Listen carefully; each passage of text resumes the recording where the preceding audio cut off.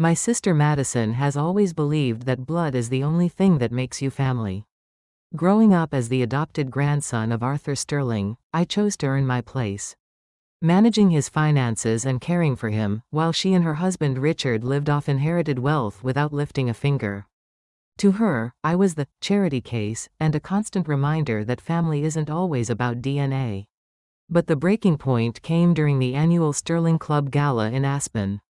In front of Colorado's elite and the club's board members, Madison had my membership revoked.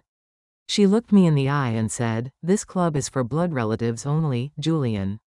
The charity tour is over." My grandfather stayed silent, his mind clouded by medications I didn't know Madison and Richard were secretly controlling. I was escorted out into the mountain snow. But what Madison didn't know, what no one knew, was that I had discovered their Medicare fraud scheme. $50 million stolen through fake Swiss clinics while they drugged Arthur into signing document after document. When I walked away that night, I didn't just leave the club. I took the evidence to court.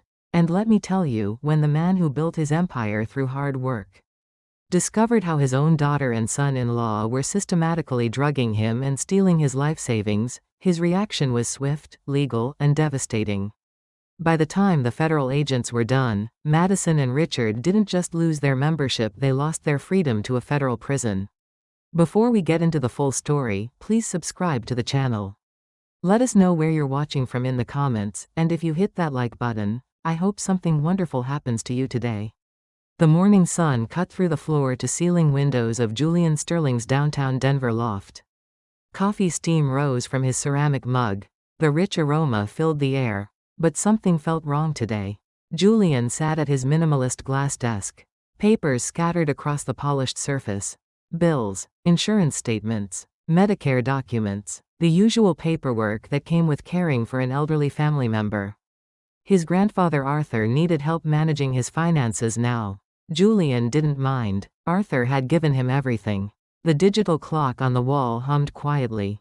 8:15 a.m. Arthur would be having breakfast in Aspen. Probably reading the financial section. Still sharp despite his age. Julian reached for the stack of unopened mail. His fingers moved through the envelopes methodically.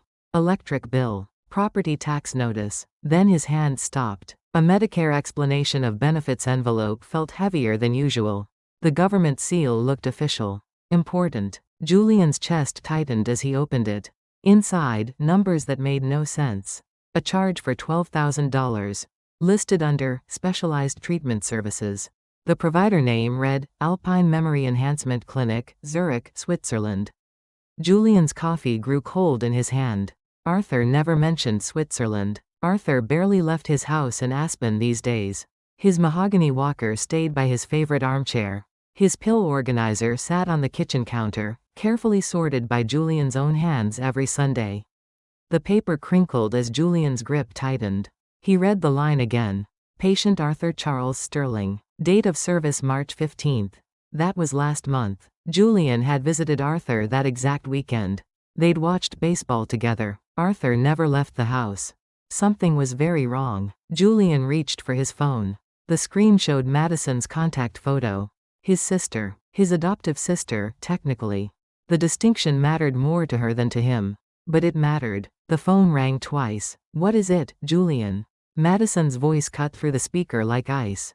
Madison, I'm looking at Arthur's Medicare statement. There's a charge here for. Don't worry your little adopted head about it. Julian's breath caught. The words hit like a slap. Even through the phone, Madison's tone carried that familiar edge. The one that reminded him he wasn't really family. Not blood family. Madison, this is serious. $12,000 for a clinic in. I said don't worry about it. Her voice turned sharper. Some things are family business. Real family business. The line went quiet except for the sound of Madison's breathing. Julian could picture her standing in her pristine Aspen kitchen. Probably wearing something expensive. Probably annoyed at being questioned. I manage Arthur's medical care now, she continued. You handle the boring stuff. Numbers. Spreadsheets. That's what you're good at. Julian's free hand moved to the leather folder beside his laptop. Inside, Arthur's family registry documents. The adoption papers that made Julian a Sterling in name. But apparently not in Madison's eyes. Madison, if Arthur needed treatment, why didn't anyone tell me? I drive up there every weekend. I help him with his medications. Maybe we don't need your help anymore. The words hung in the air like smoke. Julian's mouth went dry. He looked at his computer screen. A notification blinked in the corner. Sterling Trust Portal, access denied. His heart began to race. I'll be in Aspen this afternoon, Julian said. We need to talk about this. Madison laughed. The sound was cold, metallic. Don't waste your time. The club is for members only now. What's that supposed to mean? It means exactly what it sounds like. Some things are changing, Julian. Big things. The line went dead. Julian stared at the phone in his hand. The Medicare statement lay open on his desk. The numbers seemed to blur together. $12,000. A clinic that didn't exist in Arthur's calendar. Access denied to the family trust. He reached for his car keys. The heavy sterling signet ring on his finger felt different now. Like a weight. Like a shackle. The morning sun had moved across the glass towers of downtown Denver. The light was harder now. Colder. Julian's reflection looked back at him from the window. A man questioning his place in his own family. The coffee had gone completely cold. Julian grabbed his wool coat from the closet. The drive to Aspen would take 3 hours. 3 hours to figure out what Madison wasn't telling him. 3 hours to understand why his access to the family accounts had been cut off. As he walked toward the elevator, Julian's phone buzzed. A text message from an unknown number. Your grandfather needs help. They're not who you think they are. Julian's hand froze on the elevator button. The message disappeared from his screen as quickly as it had appeared. But the words burned in his mind. The elevator doors opened. Julian stepped inside. His reflection stared back from the polished steel walls. For the first time in years, he looked like a stranger to himself. The doors closed with a quiet ding. Outside, the Denver skyline stretched toward the mountains. Toward Aspen. Toward answers Julian wasn't sure he wanted to find. But Arthur needed him. That much was clear. The elevator descended into the parking garage.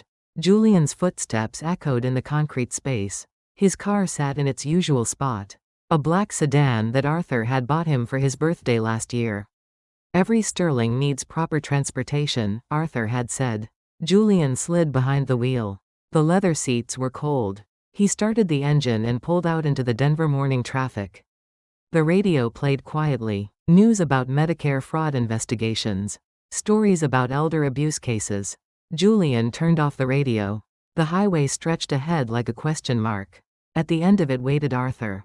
And Madison. And answers that might change everything Julian thought he knew about his family.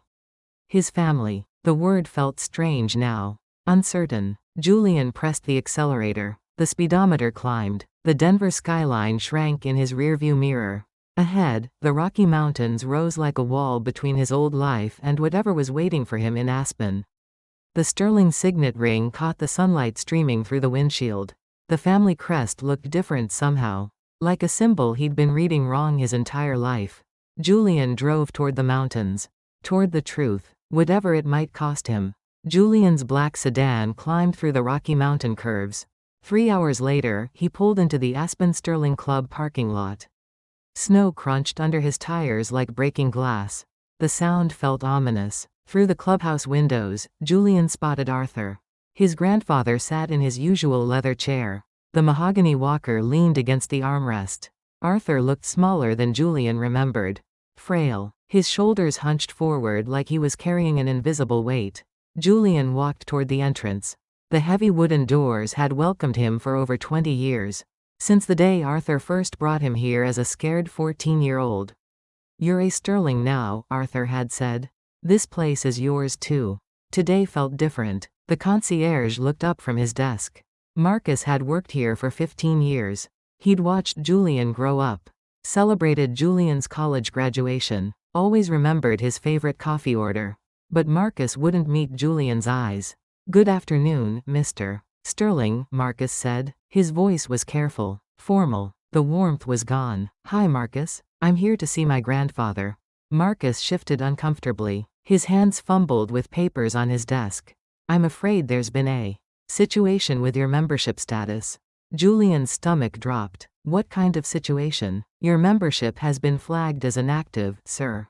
By Mrs. Madison Sterling. I'm not authorized to. Inactive? Julian's voice rose. I've been a member here since I was 14. Marcus looked genuinely sorry, but he didn't move from behind his desk. I'm just following orders, Mr. Sterling. Perhaps you could speak with Mrs. Sterling directly. Through the window, Julian saw Arthur trying to lift his coffee cup. His hand shook. The cup rattled against the saucer. Arthur's pill organizer sat on the table beside him. Julian could see from here that it was empty. Arthur hadn't taken his blood pressure medication today. Marcus, look at him. He needs his medication. Just let me. I can't do that, sir. The club's main door opened. Cold mountain air rushed in. Madison stepped through like she owned the place. Which, Julian was beginning to realize, she might. She wore a fur coat that probably cost more than most people's cars. Her blonde hair was pulled back in a perfect bun. Her makeup was flawless despite the mountain cold. She looked like she'd stepped out of a magazine about wealthy widows. Madison's husband followed behind her. Richard Blackwood, a man who'd married into the Sterling name but never quite fit. He had the look of someone who'd grown up wanting what other people had. His smile was too practiced. His handshake too firm. His laugh too loud at dinner parties. Julian. Madison's voice could freeze water. What a surprise. Madison, we need to talk. About Arthur's medical bills. About my access to the trust accounts. Madison examined her manicured nails. This club is for family members only, Julian. Blood family. The words hit like a physical blow. Julian felt his face flush. Other club members had started to notice the conversation. The old money crowd loved their drama. As long as it wasn't their drama. I am family, Julian said. Arthur adopted me. Legally. Adoption papers can be complicated, Richard said. His voice was smooth, practiced, like he'd rehearsed this conversation. Especially when they involve estate planning. Julian looked at Arthur through the window. His grandfather was squinting at something in his lap. A document. Arthur's hand shook as he tried to read it. His reading glasses had fallen to the floor beside his chair. What is he signing? Julian asked. Madison smiled. The expression looked wrong on her face. Too sharp. Too satisfied. Just some updates to his medical care arrangements. Nothing that concerns you. Julian stepped toward the window. Arthur was trying to write something. His signature was shaky, unsteady, not like the firm hand Julian remembered from countless documents over the years. Stop him, Julian said. He doesn't understand what he's signing. He understands perfectly, Richard said. We've been very patient with his confusion, but certain decisions need to be made. Through the glass, Julian saw Richard's iPhone on the table next to Arthur. The screen showed what looked like a bank account. Numbers were moving, changing, like someone was transferring money in real time. Julian's training in financial analysis kicked in. He'd seen enough fraud cases to recognize the pattern. Elder financial abuse, technology manipulation, classic tactics used to drain accounts while the victim was distracted or confused. You're scamming him, Julian said. Madison's laugh was like breaking crystal. Scamming? Julian, you have such an active imagination. I'm calling the police. And telling them what? Richard asked. That a grandfather is updating his will with his biological daughter? That he's chosen to limit access to family accounts to actual family members? Julian pulled out his phone. No signal. The club's location in the mountains had always made cell service spotty. But this felt too convenient. Marcus cleared his throat. Mr. Sterling, I'm going to have to ask you to leave. Mrs. Sterling has requested that your guest privileges be suspended. Guest privileges? Julian's voice cracked. I'm not a guest. I'm A. Sterling. You're adopted, Madison said. Each word was sharp as ice. There's a difference. The club's dining room had gone quiet. 25 years of Julian's life in this place. Birthday celebrations. Christmas dinners, graduation parties, Arthur's pride when Julian graduated summa cum laude from business school. All of it reduced to guest privileges. Julian looked at Arthur one more time. His grandfather had stopped writing. The document lay in his lap. Arthur's head had fallen back against the chair. His eyes were closed. He looked exhausted. If you don't leave voluntarily, Marcus said, I'll have to call security. Julian's hands formed fists at his sides. But fighting wouldn't help Arthur. And it wouldn't get him answers. "This isn't over," Julian said. Madison tilted her head like she was studying an interesting insect. "Oh, Julian, it's been over for quite some time. You just didn't know it yet." Julian turned and walked toward the exit. Behind him, he heard Madison's heels clicking across the marble floor. The sound echoed like gunshots. The mountain air hit Julian's face like a slap. He stood in the parking lot for a long moment. His breath formed white clouds in the thin air. The Sterling Club looked the same as always. Majestic, exclusive, permanent. But Julian was no longer welcome inside. He sat in his car and pulled out his laptop. His fingers moved across the keyboard with practiced efficiency. If Madison wanted to play games with family money, she'd picked the wrong opponent. Julian had been managing complex financial portfolios since college. He knew how to follow a money trail. The Sterling Family Trust showed a balance of $0. Julian's stomach dropped. Yesterday, the account had held over $50 million. Today, nothing. He clicked through transaction histories. Wire transfers, large ones, all authorized by Madison Sterling, acting as Arthur's medical power of attorney. The money had been moved to offshore accounts. Shell companies, places where it would be very hard to trace. Julian's phone buzzed. Another text from the unknown number. "She moved the money last night. Arthur doesn't know. You have 48 hours before the accounts are closed permanently." This time the message didn't disappear. Julian stared at his phone screen. Someone was trying to help him. But who? And why? He looked back at the club. Arthur was still in his chair. Still alone. Still vulnerable. Julian started his car. The engine hummed to life. He had work to do. Phone calls to make. Lawyers to contact. If Madison thought she could erase him from the Sterling family, she was about to learn something about Julian that she'd forgotten. He wasn't just Arthur's grandson. He was also the best financial analyst Arthur had ever trained. And he was very good at finding missing money. The mountain road stretched ahead like a challenge. Julian pressed the accelerator. Time was running out. For Arthur. For the family fortune. For Julian's place in the only family he'd ever known. But Julian Sterling had never backed down from a fight. Especially when the fight was for family. Even if that family didn't always act like family. Julian drove back to Denver with his mind racing. $50 million didn't just disappear overnight. Madison had help. Professional help. The kind that came with expensive lawyers and offshore banking connections. But Julian had something Madison didn't expect. He had Arthur's training. At his downtown loft, Julian spread financial documents across his dining room table. Bank statements, trust agreements, insurance policies, the paper trail of the Sterling family fortune. Arthur had taught him to read these documents like stories. Every number told a tale. Tonight, the story was theft. Julian's laptop screen glowed in the darkened room. He'd been working for 6 hours straight. His coffee had gone cold. His neck ached from hunching over spreadsheets. But he was close to something. A pattern in the transactions that didn't make sense. His phone rang. Arthur's landline number. "Julian?" Arthur's voice sounded confused. Tired. "Arthur, are you okay? I can't find my pills. The ones for my blood pressure. Madison said she'd help me organize them, but now I can't remember where." Julian's chest tightened. Arthur had been taking the same medications for 5 years. He knew his routine by heart. Madison had deliberately confused him. "Arthur, listen to me. Check your kitchen counter. By the coffee maker. I looked there. There's nothing there." Julian closed his eyes. Madison was controlling Arthur's medications. Creating confusion. Making him dependent. It was a classic manipulation tactic in elder abuse cases. "Arthur, I'm going to come get you." "No." Arthur's voice suddenly sharpened. Madison said, "She said you're not supposed to come here anymore." "What did she tell you?" "She said you were trying to steal my money.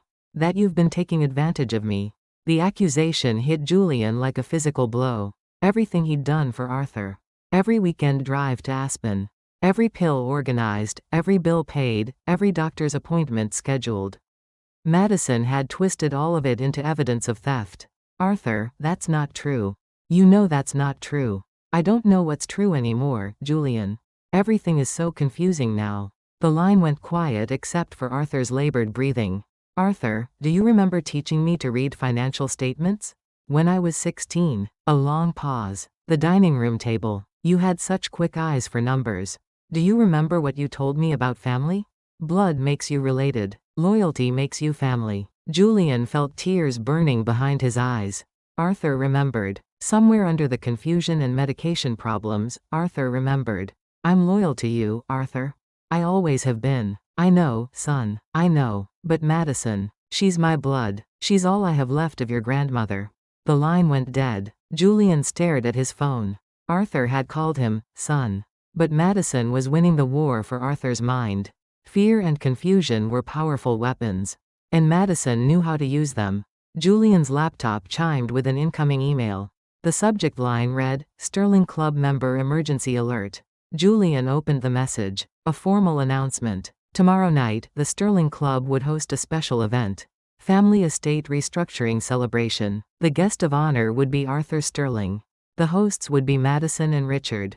Julian's blood ran cold. This wasn't just theft. This was a public declaration. Madison wasn't just taking the money. She was erasing Julian's existence from Sterling family history. The next evening, Julian sat in his car outside the Sterling Club. Through the windows, he could see the ballroom filled with Aspen's elite. The old money crowd. Families who'd known the Sterlings for generations. Julian had no invitation, no membership access, but Arthur was in there. And Julian wouldn't abandon him. The club's back entrance was used for catering deliveries. Julian had helped plan events here as a teenager. He knew the building's layout better than most staff members. Julian slipped through the service door. The kitchen staff was busy with dinner preparation. No one noticed one more person in a dark suit moving through the hallways. The ballroom buzzed with conversation. Crystal glasses clinked. Expensive jewelry caught the chandelier light. This was Madison's world. A world where money and bloodlines mattered more than character or loyalty. Julian found a spot behind a pillar where he could see the stage. Arthur sat in a wheelchair at the front of the room.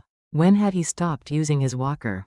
His face looked pale, drawn, like he'd aged 5 years in the past week. Madison stood at the podium in a black evening gown that probably cost more than Julian's car payment. She looked radiant, victorious, a widow who'd finally claimed her inheritance. Thank you all for coming tonight, Madison's voice carried across the room. We're here to celebrate a new chapter in the Sterling family story. Polite applause rippled through the crowd. As many of you know, my father has been struggling with some health challenges lately. Memory issues, confusion about financial matters. It's been heartbreaking to watch. Julian's hands clenched into fists. Arthur didn't have memory issues. He had medication issues, deliberately created by Madison. After much consideration, my husband Richard and I have decided to take full conservatorship of my father's care and assets. It's time to protect him from those who would take advantage of his condition. Madison's eyes swept the room. They found Julian behind his pillar. Her smile widened. We're also making some necessary changes to the family structure. Some people have been pretending to be family when they're merely charity cases. Tonight, we're correcting that mistake. The crowd murmured with interest. This was better entertainment than most Aspen parties provided. My father once made a generous gesture. He adopted a troubled young man. Gave him opportunities, education, access to our family name. But generosity has limits. And some people confuse gratitude with entitlement. Julian stepped out from behind the pillar. The crowd noticed him immediately. Conversation stopped. All eyes turned toward the unexpected guest. She's talking about me, Julian said. His voice carried across the silent ballroom. Madison's composure never wavered. Ladies and gentlemen, may I present Julian. Whatever his real name is. The boy my father rescued from foster care. A young man who has apparently forgotten his place. The words hit Julian like stones. Every detail of his adoption story. His time in foster care before Arthur found him. His uncertain parentage. Madison was using his past as a weapon. Arthur chose me, Julian said. He made me his family. Legally and emotionally. Adoption papers can be revoked, Richard said from the stage. Especially when the adoptee has been engaged in financial fraud. The accusation hung in the air like smoke. Julian felt the crowd's mood shift. Whispers started at the back of the room. Old money families hated scandal. But they loved watching other people's scandals unfold. Julian looked at Arthur. His grandfather was staring at a document in his lap. The same shaky handwriting Julian had seen through the club window. Arthur was signing something else. Something that would make this theft official. Arthur, don't sign that, Julian called out. Look at me. You know who I am. Arthur's head lifted slowly. His eyes were cloudy, confused. The medication problems were getting worse. I don't understand what's happening, Arthur said. Your grandfather is protecting his assets from theft, Madison said. From people who would exploit an elderly man's generosity. The only theft happening here is yours, Julian shot back. Madison laughed. The sound echoed off the ballroom's crystal chandelier. Security, please escort our former charity case off the premises. 2 men in dark suits approached Julian. Club security. Men Julian had known for years. They looked uncomfortable with their assignment. But they had their orders. I'm not leaving without Arthur, Julian said. Then you're not leaving at all, Madison replied. Richard, call the police. I believe this constitutes trespassing and harassment of an elderly person. The ballroom crowd was fully engaged now. Phone cameras appeared. Social media posts were being written in real time. This would be Aspen gossip for months.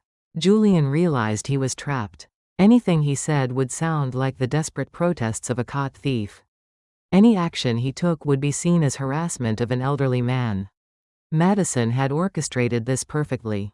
The public humiliation, the legal accusations, the witnesses from Aspen's most influential families. Julian looked at Arthur one more time. His grandfather had signed the document.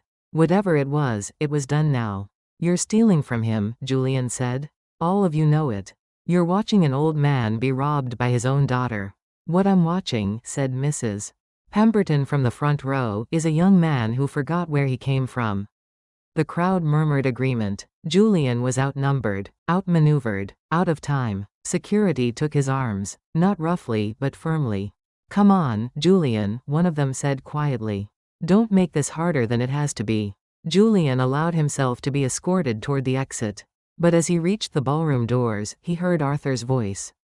Wait. The room went silent. Arthur was struggling to stand from his wheelchair. His hand reached toward Julian. I remember now, Arthur said. His voice was stronger than it had been in days. I remember the boy who learned to read financial statements at my dining room table. The young man who graduated summa cum laude. My grandson. Tears ran down Arthur's cheeks. Julian is my family. The only family that matters. Madison's face went white. This wasn't part of her script. But Richard was ready. He moved to Arthur's side with a small bottle of pills. Time for your evening medication, Arthur. You're getting confused again. Julian watched in horror as Richard forced 2 pills into Arthur's mouth. Within seconds, Arthur's moment of clarity was gone. His eyes clouded over. His shoulders slumped. Take him home, Madison told the security guards. And make sure he understands he's not welcome back. Julian was pushed through the ballroom doors. Behind him, he could hear Madison resuming her presentation. The crowd's attention shifted back to her. The entertainment continued. In the parking lot, Julian sat in his car with shaking hands. His phone buzzed with notifications. Videos of the confrontation were already appearing online. #Sterling scandal was trending on local social media. By morning, everyone in Denver would know that Julian Sterling was a fraud.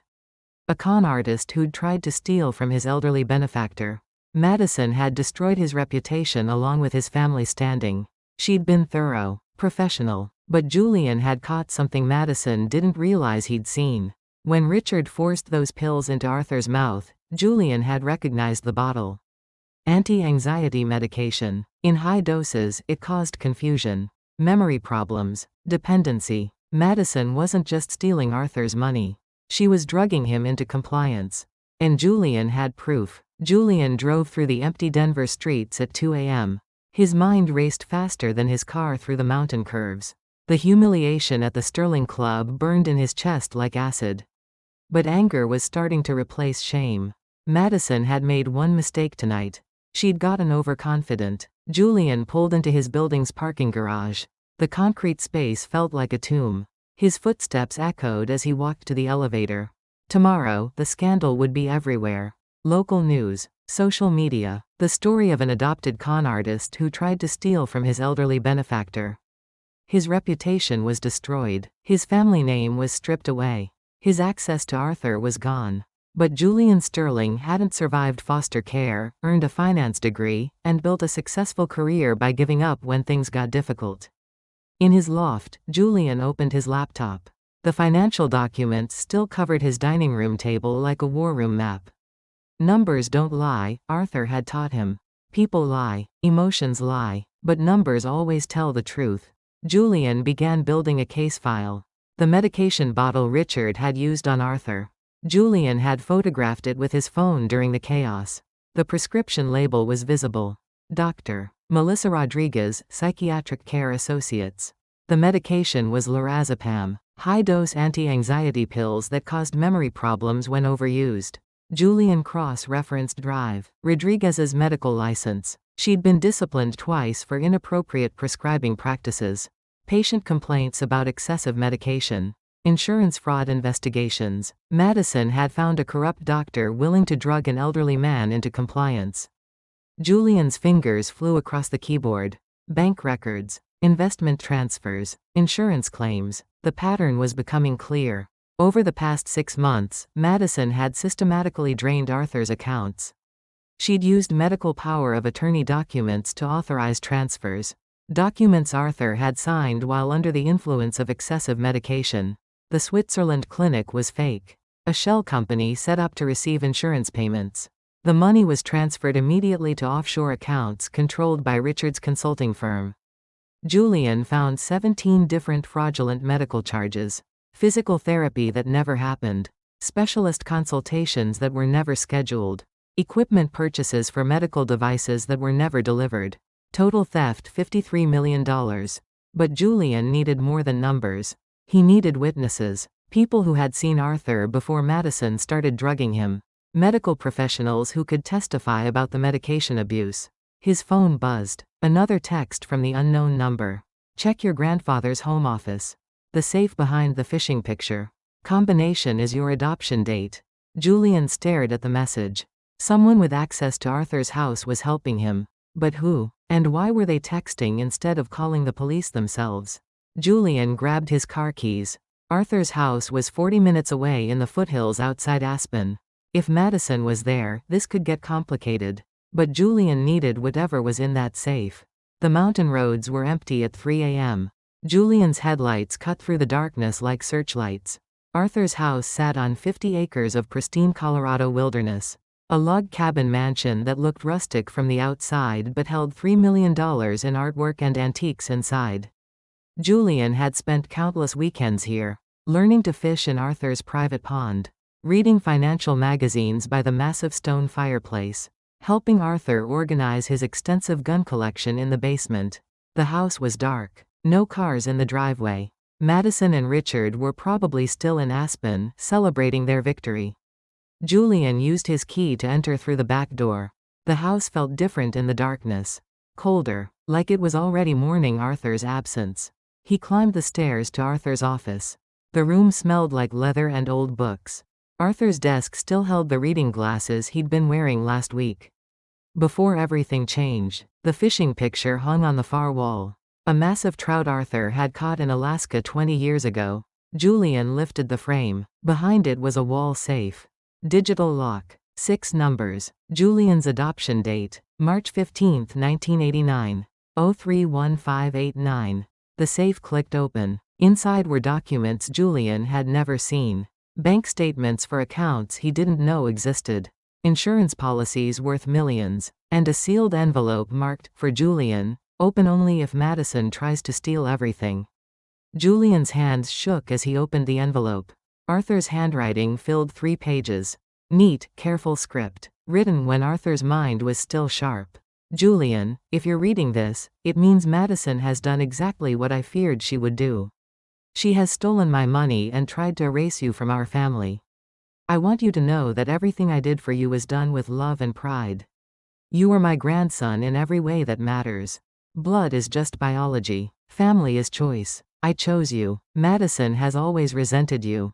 Not because you're adopted, but because you're everything she pretends to be. Smart. Honorable. Capable of earning respect instead of inheriting it. The documents in this safe prove several things. 1. Your adoption is irrevocable. I made sure of that when the papers were filed. Madison cannot undo what I made permanent. 2. I have been recording all of Madison's conversations about handling the Julian problem. The audio files are on the flash drive labeled insurance. 3. Dr. Rodriguez has been giving me medications I don't need. I've been pretending to take them, but saving them in a jar under my bathroom sink. The pills will show that Madison has been systematically drugging me. 4. The Switzerland clinic does not exist. I hired a private investigator to verify this. Madison created it to steal insurance money. 5. Richard's consulting firm is a front for money laundering. The FBI is already investigating him for other crimes. They just need someone to come forward with evidence. Julian, I know this is difficult. But you are stronger than you know. You have integrity Madison will never understand. Use these documents to protect yourself and to make sure she faces justice for what she's done to both of us. I love you, grandson. I am proud to call you a Sterling. Don't let anyone, especially not Madison, convince you that you don't belong in this family. The Sterling name means something because of people like you, not people like her. Arthur. Julian's vision blurred with tears. Arthur had known. He'd been preparing for this. Even while Madison drugged him into confusion, Arthur had been building a case to protect Julian.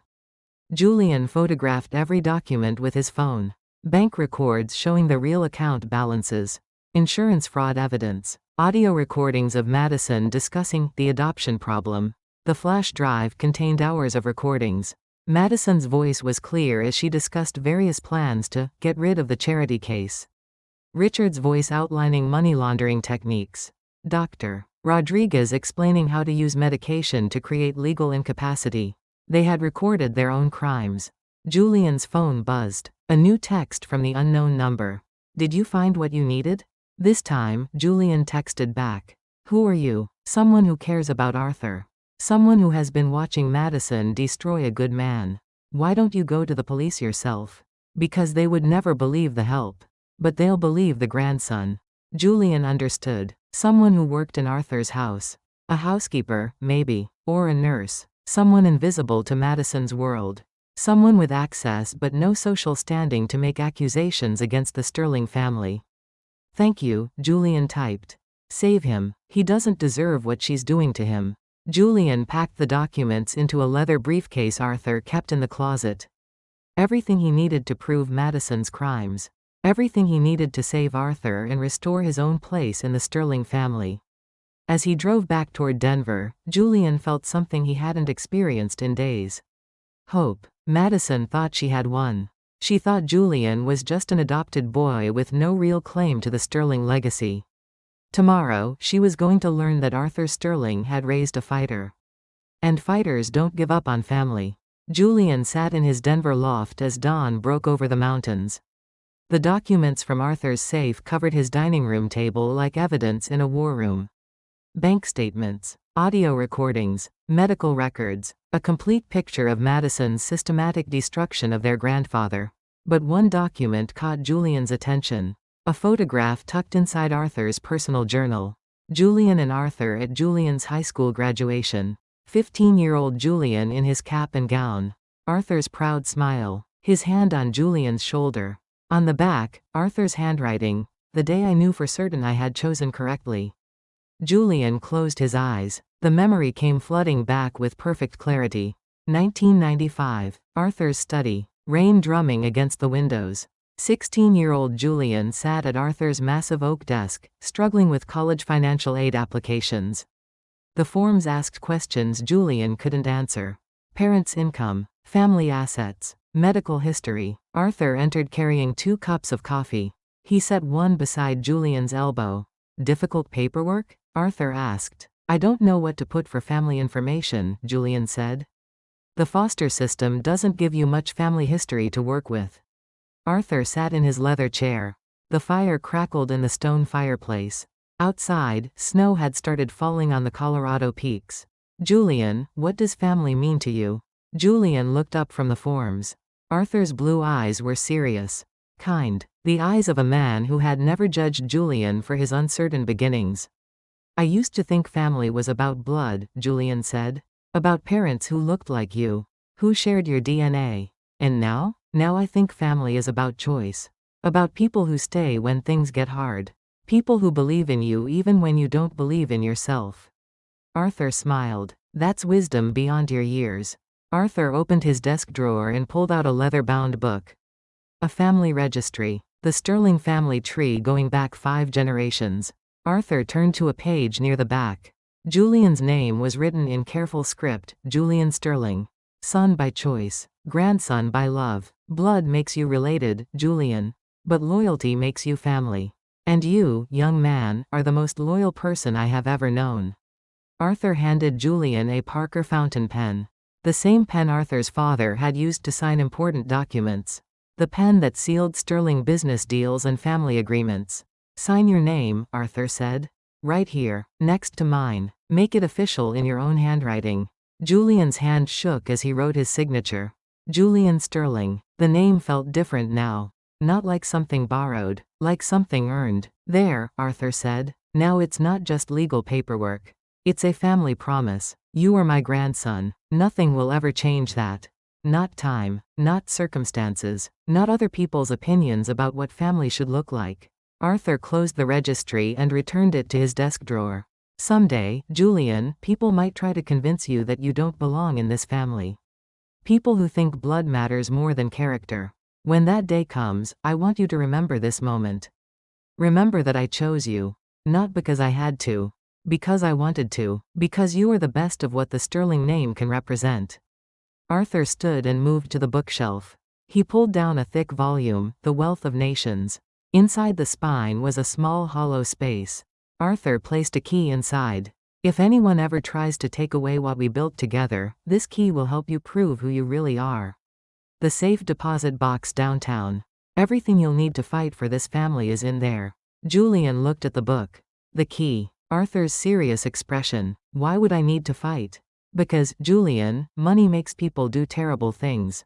Even family. Especially family. Julian opened his eyes. The memory faded back into yesterday. But the lesson remained. Arthur had known this day would come. Had prepared for it. Had given Julian every tool he would need to fight for his place in the Sterling family. Julian looked at his phone.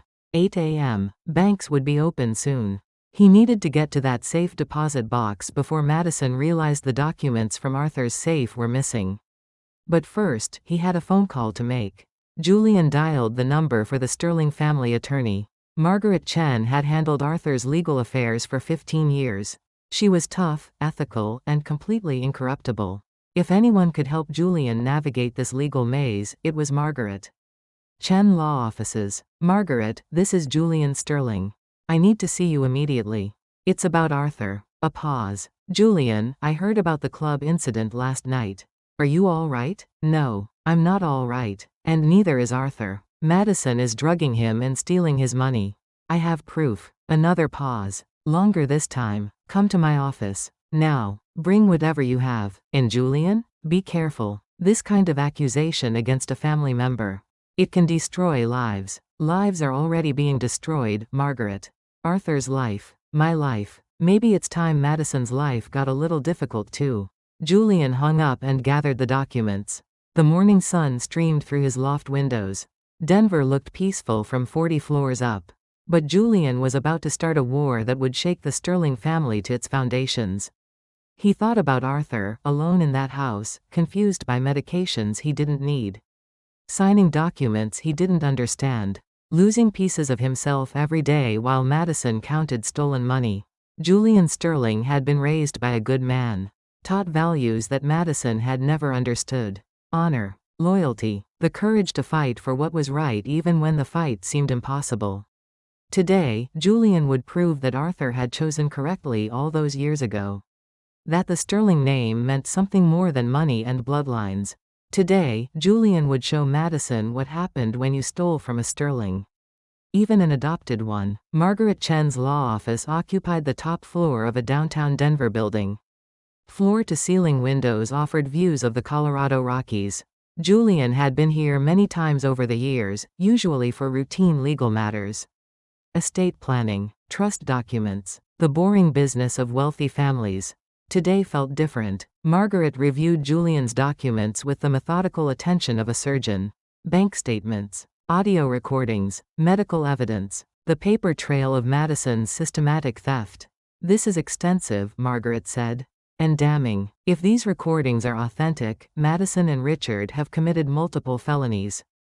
They're authentic. Arthur recorded them himself. Margaret looked up from the papers. Her expression was grim. Julian, what Madison has done is criminal. But proving it in court will be difficult. She's Arthur's biological daughter. She has medical power of attorney. And Arthur's mental state is compromised because Madison is drugging him. Can you prove that? Julian pulled out his phone. He scrolled to the photographs he'd taken at Arthur's house. The pill bottle Richard had used. The medication hidden under Arthur's bathroom sink. The prescription records from Dr. Rodriguez. Arthur has been pretending to take the pills. He saved them as evidence. Enough medication to prove Madison was systematically overdosing him. Margaret studied the photos. This changes everything. If we can prove Arthur was drugged into incapacity, every document he signed in the past 6 months becomes invalid. Julian felt hope rising in his chest. So we can get the money back? We can try. But first, we need to protect Arthur. If Madison realizes what we know, she might increase his medication. Or move him somewhere we can't find him. Julian's phone buzzed. A text from the unknown number. They're moving Arthur today. Private facility in Switzerland. Plane leaves at 6 p.m. Julian showed the message to Margaret. Her face went pale. If they get Arthur out of the country, we lose him. Swiss banking laws will protect Madison's theft. And Arthur will be completely under their control. What do we do? Margaret was already reaching for her phone. We get a court order. Emergency guardianship. Medical evaluation. And we stop that plane from taking off. 3 hours later, Julian sat in a Denver courtroom. Judge Patricia Williams presided over emergency family court proceedings. A woman known for her no-nonsense approach to elder abuse cases. Madison and Richard sat across the aisle with their attorney. Madison wore a conservative black suit. She looked like a concerned daughter dealing with a difficult family situation. Richard looked appropriately somber. Together, they projected an image of responsible family members making hard decisions. Julian felt underdressed in his business suit. But Margaret had coached him well. Present the facts. Let the evidence speak. Don't let emotion override logic. Your Honor, Margaret began, we're here because Arthur Sterling is being systematically abused by his biological daughter. Financially, medically, and emotionally. We have evidence of forced medication, forged documents, and theft of over $50 million.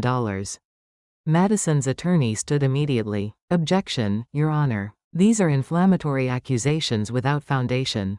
Mr. Arthur Sterling is receiving excellent care from his loving daughter. The person making these accusations is an adopted family member with a history of financial disputes. Judge Williams looked tired. She'd seen too many family fights over money. Too many elderly people caught in the middle of inheritance battles. Present your evidence, Ms.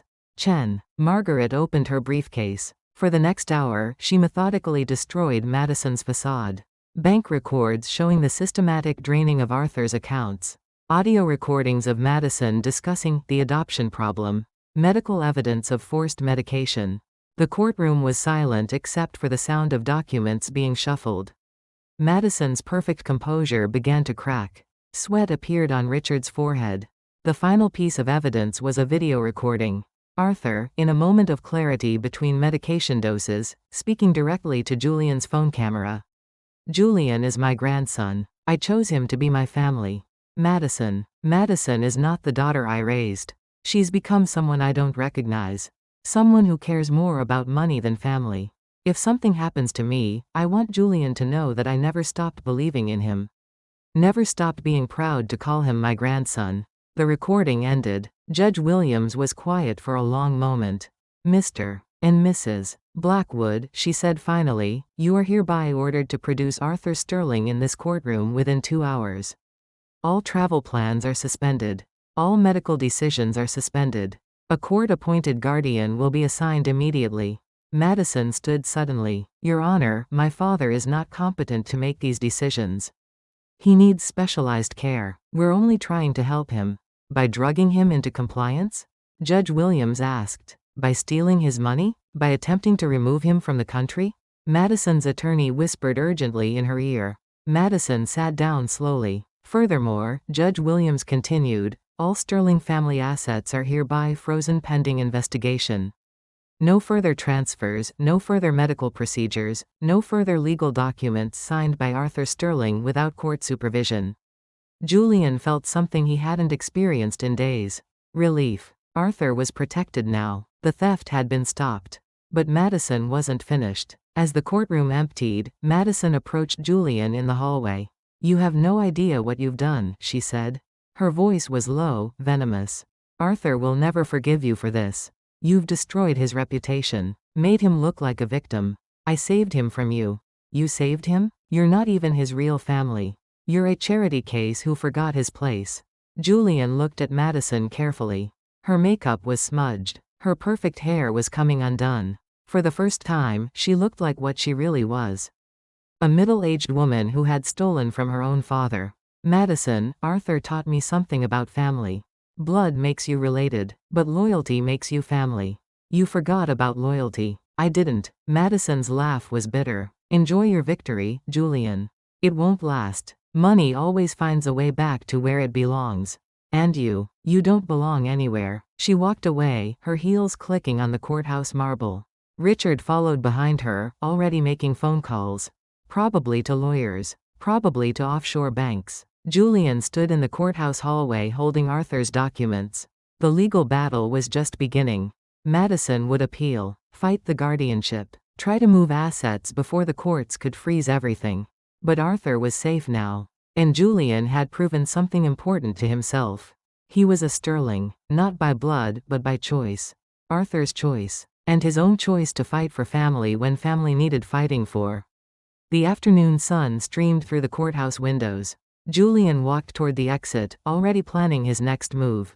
Arthur needed medical attention. Real medical attention, not Madison's pharmaceutical manipulation. And Julian needed to rebuild the relationship Madison had tried to destroy. Show Arthur that family loyalty went both ways. The fight for the Sterling legacy was far from over. But Julian Sterling had just won the first battle. And he was ready for war. 2 weeks later, Julian sat beside Arthur's hospital bed at Denver General. The medical team had slowly reduced Arthur's medication to therapeutic levels. The confusion was lifting day by day. Arthur's eyes were clearer now. His hand was steady as he reached for his morning coffee. The Swiss account recoveries are going well, Julian said, reviewing documents on his laptop. Margaret's team has traced most of the money. Madison and Richard will be lucky if they avoid federal prison. Arthur nodded slowly. I remember more each day. The things Madison said to me. The papers she made me sign. The way she talked about you when she thought I couldn't understand. Julian looked up from his computer. You don't need to think about that now. Focus on getting better. No, Julian. I need to say this while my mind is clear. Arthur's voice was stronger than it had been in months.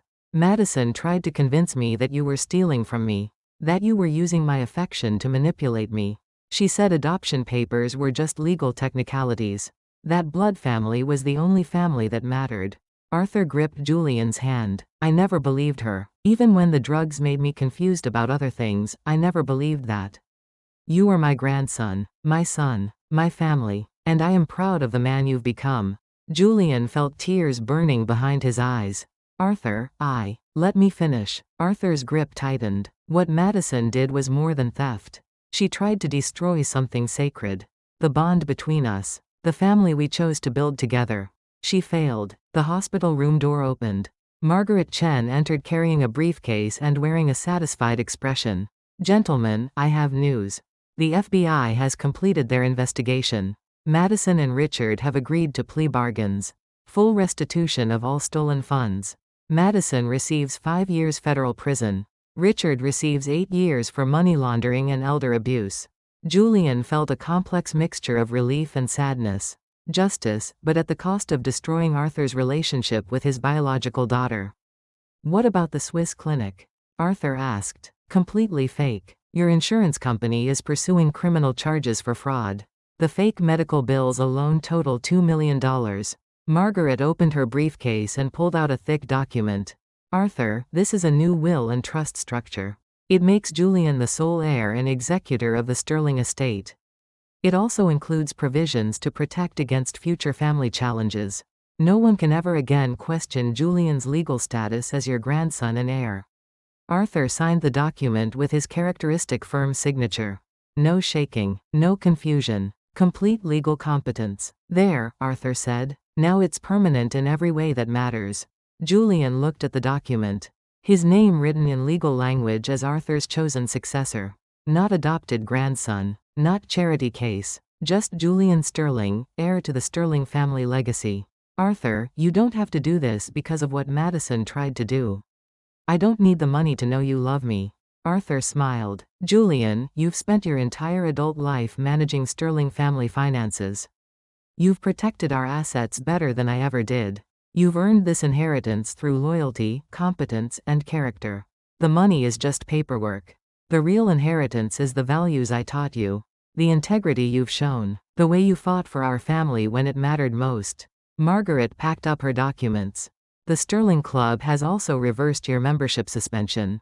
Indefinitely. With a formal apology from the board of directors. Julian laughed. I'm not sure I want to go back there. You should, Arthur said. Not because they want you. Because you belong there. Because you're a Sterling. And Sterlings don't retreat from places where they have every right to be. That evening, Julian drove Arthur home to his house in the mountains. The same house where Julian had learned to fish, to read financial statements, to understand what family meant. Arthur was tired from the hospital stay, but insisted on walking through his home office. He opened his desk drawer and pulled out the Sterling family registry. The leather-bound book Julian remembered from his teenage years. Arthur turned to the page with Julian's signature. The Parker fountain pen inscription from 15 years ago. Julian Sterling, son by choice, grandson by love. Your signature is still here, Arthur said. Right where it belongs. Madison tried to erase you from this family, Julian. But some things can't be erased. Some bonds can't be broken. Arthur handed Julian the Parker pen. Sign it again. Not because you have to. Because you want to. Because you're proud to be a Sterling. Julian took the pen. His hand was steady as he wrote his name below his teenage signature. Julian Sterling. The name felt different now. Not like something given to him. Like something he had earned. There, Arthur said. 2 signatures. 15 years apart. Same name. Same family. Same love. Arthur closed the registry and returned it to his desk drawer. Julian, Madison taught me something important these past few months. Blood doesn't make family. Choice makes family. Loyalty makes family. Love makes family. And you, my grandson, are family in every way that matters. The mountain sunset painted Arthur's office in gold light. Julian looked around the room where he'd learned so many life lessons. Where Arthur had taught him about honor, integrity, and the responsibility that came with the Sterling name. Arthur, I promise I'll use this inheritance wisely. I'll protect the Sterling name and everything it represents. I know you will, Julian. Because that's who you are. That's who I raised you to be. Arthur moved to his bookshelf and pulled down The Wealth of Nations. The same book where he'd hidden the key years before. But now the hollow space contained something different. A small wooden box. Inside the box was a Sterling family ring. Not the signet ring Julian wore, but an older one. Arthur's father's ring. Passed down through 3 generations of Sterling men. This ring belongs to the head of the Sterling family, Arthur said. My father gave it to me. His father gave it to him. Now I'm giving it to you. Julian slipped the ring onto his finger. It fit perfectly. Welcome home, Julian. Welcome to the family you were always meant to join. Outside, the Colorado mountains stretched toward the horizon. The same mountains Arthur had shown Julian as a teenager. The same landscape where Julian had learned to call himself a Sterling. But tonight, for the first time, the name felt completely his own. Julian Sterling, grandson by choice, son by love, heir to something more valuable than money. Heir to a family built on loyalty, honor, and the courage to fight for what was right. The mountains stood silent in the growing darkness. But they had witnessed something important tonight. The moment a young man finally came fully home. 6 months later, Julian stood in the conference room of the newly established Sterling Foundation for Elder Protection. The floor-to-ceiling windows offered a view of downtown Denver, but Julian's attention was focused on the documents spread across the mahogany table. Financial reports, case studies, success stories from seniors who had been protected from scams and exploitation. The foundation was already helping families across Colorado avoid what the Sterling family had endured. Arthur sat at the head of the table, his health fully restored. His mind sharp as ever. His eyes bright with purpose. At 83, he had found a new mission, protecting other elderly people from the kind of abuse he had survived. The Medicare Fraud Task Force has recovered over $40 million this year, Arthur said, reviewing the quarterly report. 17 families have avoided conservatorship scams. The public awareness campaign is reaching thousands of seniors every month. Julian nodded as he updated their impact spreadsheet. Numbers that told stories of protection instead of exploitation. Prevention instead of prosecution. The best part, Julian said, is that we're stopping these crimes before they happen. Instead of just punishing thieves after they've stolen everything. Dr. Sarah Martinez, the foundation's medical director, entered the conference room carrying coffee and good news. Arthur, your latest cognitive tests are perfect. No residual effects from Madison's medication abuse. Your brain has completely recovered. Arthur smiled. Clear thinking feels like a superpower after 6 months of pharmaceutical fog. Julian's phone buzzed with a text message. But this time, it wasn't from an unknown number. It was from Maria Santos, Arthur's former housekeeper. The woman who had risked her job to send Julian those anonymous warnings. Saw the foundation story in the newspaper. So proud of you both. Arthur chose well. Julian showed the message to Arthur. Maria was braver than any of us, Arthur said. She could have lost her job. Been deported. But she chose to help a family that wasn't even hers. Family isn't about DNA, Julian said. You taught me that. Julian walked to the window and looked down at the busy Denver streets. People rushing to work, to school, to families. Most of them unaware how quickly their financial security could disappear if the wrong person gained their trust. The Sterling Foundation had become Julian's life work. Not managing investment portfolios for wealthy families, but protecting vulnerable seniors from exploitation. Using his financial expertise to stop thieves instead of enabling them. Julian, Arthur said, I want you to read something. Arthur handed him a letter written on Sterling family stationery. Arthur's careful handwriting filled 2 pages. To whom it may concern. Julian Sterling is my grandson, my heir, and my chosen successor. He is also the finest man I have ever known. When Madison tried to destroy our family, Julian fought back with intelligence, courage, and integrity. He saved my life. He preserved our family honor. He transformed theft into justice. But more importantly, Julian has transformed personal pain into public service. The Sterling Foundation exists because Julian chose to use our family's resources to help other families avoid our suffering. Julian Sterling represents the best of what the Sterling name can mean. Not wealth, not social status, but character, honor, the courage to fight for what is right, even when the fight seems impossible. I am proud to be his grandfather. I am grateful that fate brought us together. I am confident that the Sterling legacy is in the best possible hands. With love and respect, Arthur Charles Sterling. Julian's vision blurred as he finished reading. Even after everything they had been through together, Arthur's faith in him still felt like a gift. Arthur, you don't need to write testimonials about me.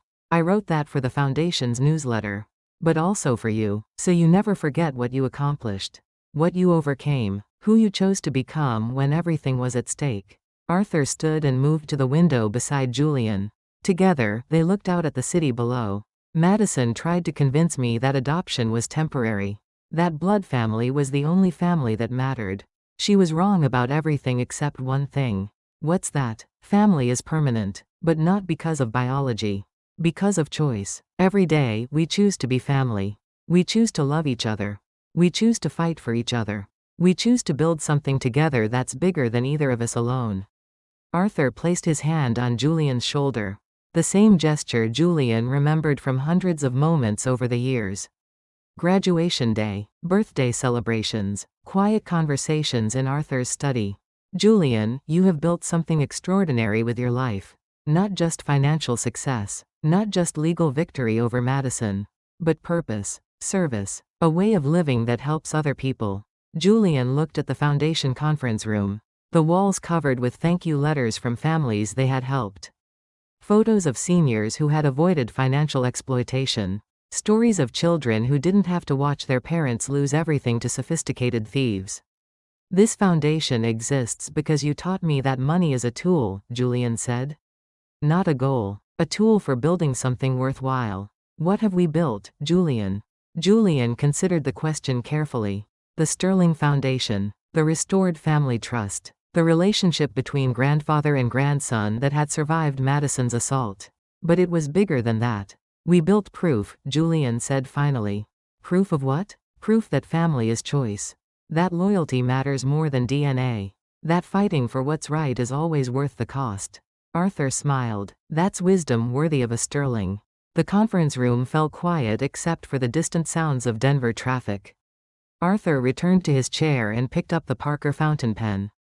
The same pen Julian had used to sign his name in the family registry 15 years ago.